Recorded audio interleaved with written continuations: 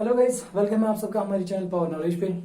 तो गाइस हम पढ़ रहे हैं न्यूमेरिकल एबिलिटी का फोर्थ पार्ट रेशो प्रपोर्शन। तो इसमें मैंने आपको इंट्रोडक्शन जो भी था इसमें वो मैंने दिया और कुछ एग्जांपल्स भी हमने किए। तो चलिए गाइस, बिना टाइम वेस्ट किए आज हम कुछ और एग्जांपल्स करते हैं और कुछ अमेजिंग सी ट्रिक्स और सिंपल सी ट्रिक्स मैं आपको दिखाता हूँ कि कैसे क्वेश्चंस को 5 या 10 सेकंड में करना है सॉल्व। तो चलिए गाइस शुरू करते हैं आज का लेक्चर।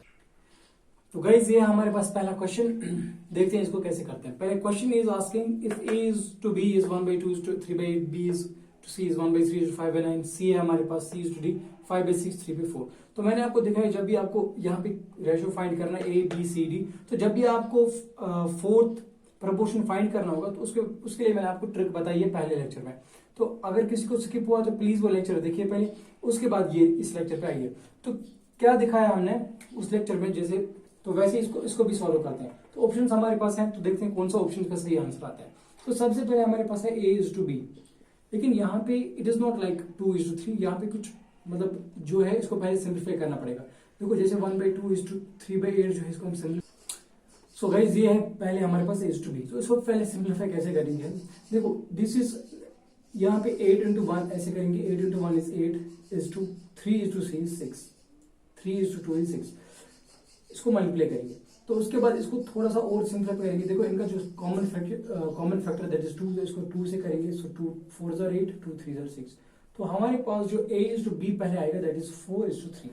तो इसको बहुत फास्ट करना है, जल्दी करना है ताकि टाइम आपका ज्यादा वेस्ट ना हो। So a is to b is 4 is to 3। उसके बाद हमारे पास क्या है b is to c।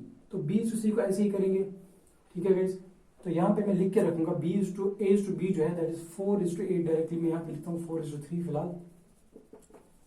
Clear. अब हम करेंगे काम, उसके बाद हमारे पास है b इज टू c।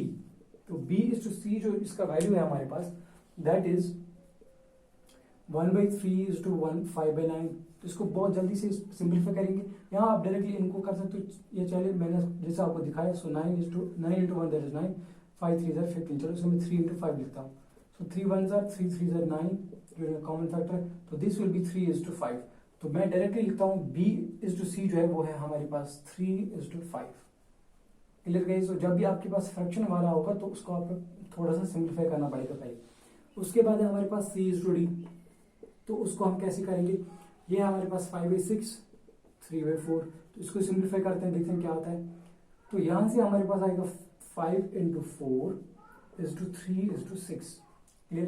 तो यहाँ से 4 और 6 के बीच में फैक्टर है, बाकी 5/3 जो है वो तो ऐसे ही रहेगा क्योंकि इनके बीच में कॉमन कुछ नहीं है। सो दिस विल 2 2 ज़र 2 3 ज़र 6। सो दिस इज 5 2 ज़र 10 इज टू 3 3 ज़र 9। So c is to d जो है that is 10 is to 9। Clear guys. उसके बाद है लास्ट हमारे पास दैट इज ये 3 आ गए हमारे पास, 3 value. So a is to b b is to c c is to d। अब हम क्या करेंगे, जैसे मैंने आपको लास्ट टाइम भी बताया। चलिए c इज टू d मैं यहाँ लिखता हूँ दैट इज 10 इज टू 9। अब हम इसको क्या करते हैं, जैसे मैंने आपको दिखाया a is to b is to c is to d हमें फाइंड करना है। तो कैसे निकालेंगे इसके नीचे हम लिखते हैं values. a is to b is 4 is to 3, फिर b इज टू c यहाँ लिखते हैं। सो b के c में so that is 3 is to 5 और यहाँ c इज टू d तो यहाँ से लिखेंगे that is 10 is to 9। Clear guys.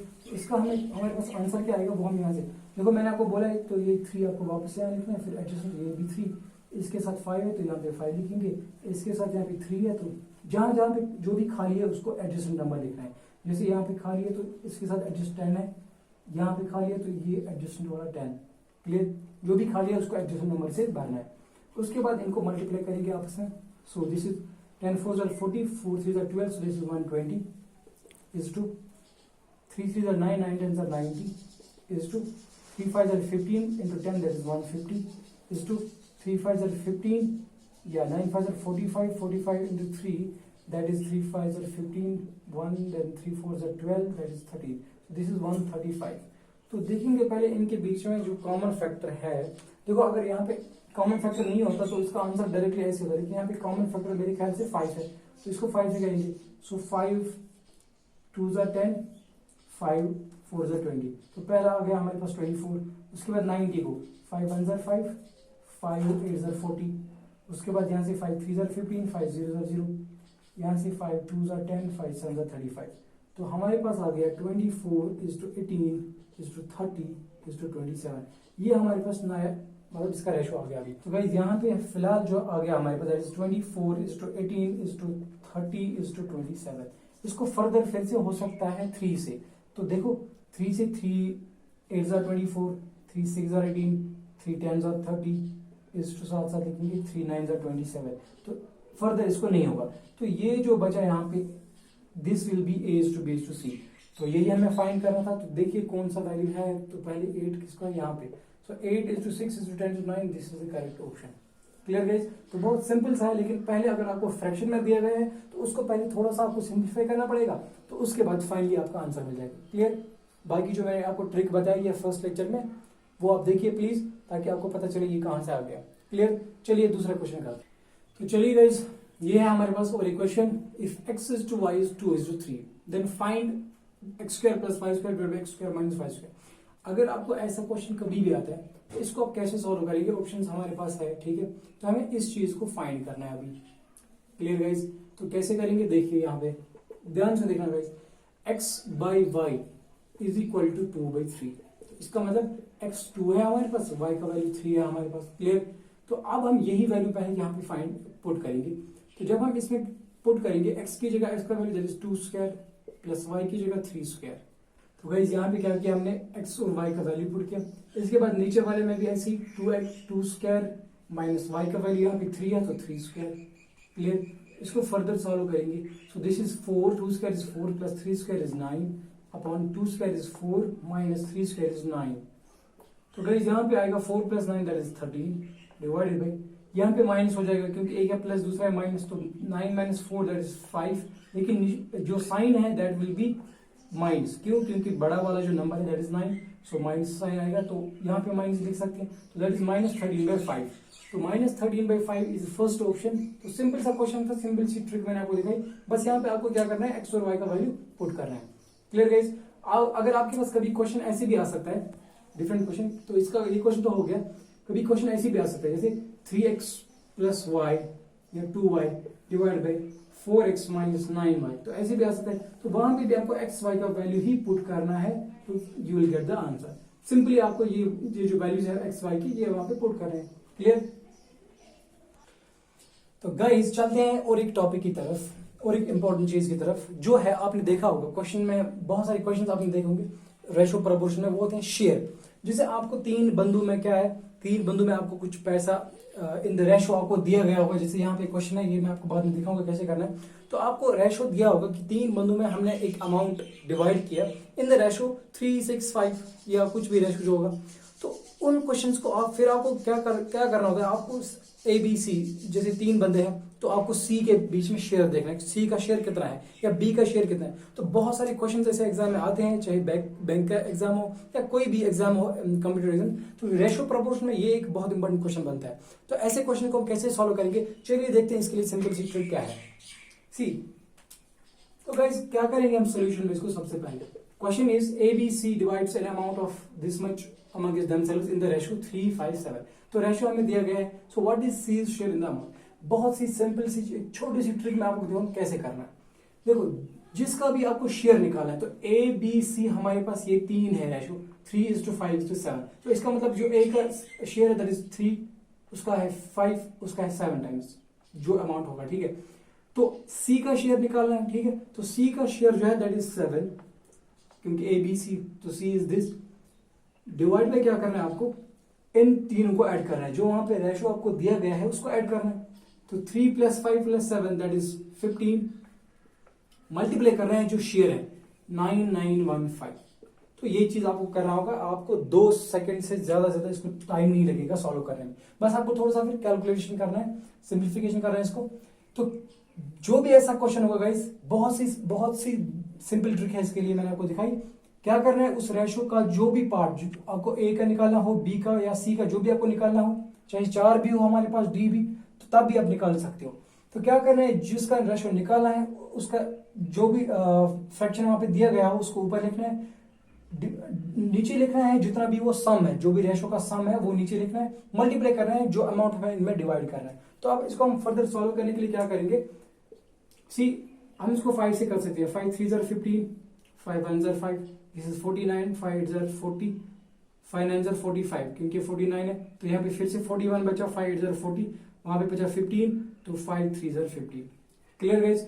इसके बाद हम देखेंगे 3 से होता है इसको, 3 1 ज़र 3, 3 6 ज़र 18, यहाँ बचा 1, सो दिस इज 18, 3 6 ज़र 18, 3 1 ज़र 3, तो 6 6 1 को फिर 7 से मल्टीप्लाई करना, सो 7 इंटू 6 6 1, वो हम देखेंगे कितना आता है। सो 1 7 ज़र 7, 7 6 ज़र 42, it is 4, 7 6 ज़र 42, this is 46, तो 4 6 2 7 यहाँ पे निकला हमें सी का जो शेयर है, तो सी शेयर जो है दिस इज 4 6 2 1।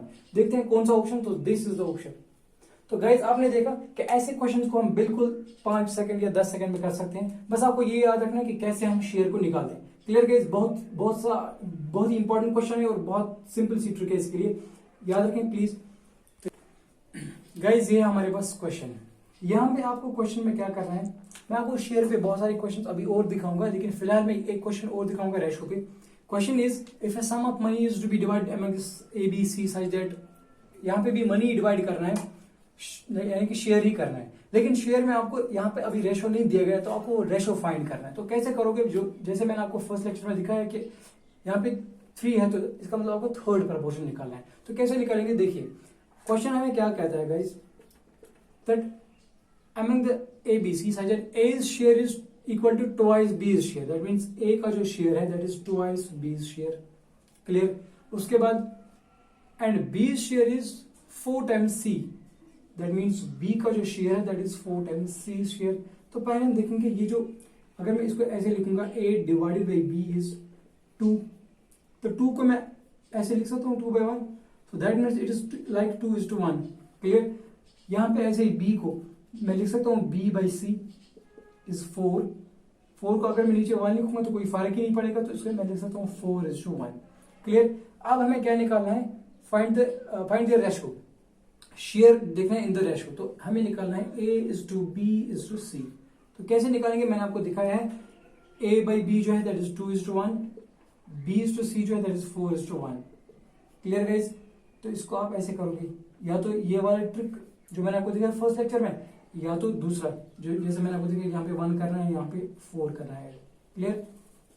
तो इनको मल्टीप्लाई करेंगे, 2 4 ज़र 8 इज टू 4 1 ज़र 4 is to 1 into 1 that is 1, so 8:4:1 is the option C here. हाँ यही जो ऑप्शन है, so this is the correct option. या आप डायरेक्टली ऐसे कर सकते हो, 2 4 ज़र 8 ऐसे जो मैंने आपको ये दिखाया, 2 4 ज़र 8 फिर 1 4 ज़र 4 एंड 1 1 ज़र 1, ऐसे भी कर सकते हो, क्लियर। तो ऐसे भी आपका आंसर यही आएगा, क्लियर। तो सिंपल सा क्वेश्चन था और सिंपल सी ट्रिक थी इसके लिए, क्लियर गाइज। तो ये था आज का लास्ट क्वेश्चन। तो अभी मैं दिखाता हूँ और भी क्वेश्चंस आपको, शेयर पे भी और रेशो पे भी और भी कुछ क्वेश्चन देखेंगे और देखेंगे कैसे उनको सॉल्व करेंगे। फिलहाल के लिए इतना, जो क्वेश्चन है इनको अच्छे तरीके से प्रैक्टिस भी करें, और कहीं पे भी कोई भी प्रॉब्लम हो तो प्लीज हमारे साथ शेयर करें, और हमारे वीडियोस को भी शेयर करें। प्लीज हमारे चैनल को सब्सक्राइब करें और बेल आइकन को जरूर दबाएं, ताकि जो भी हमारा नया अपडेट होगा उसके साथ आप अपडेट रहो। Thank you very much.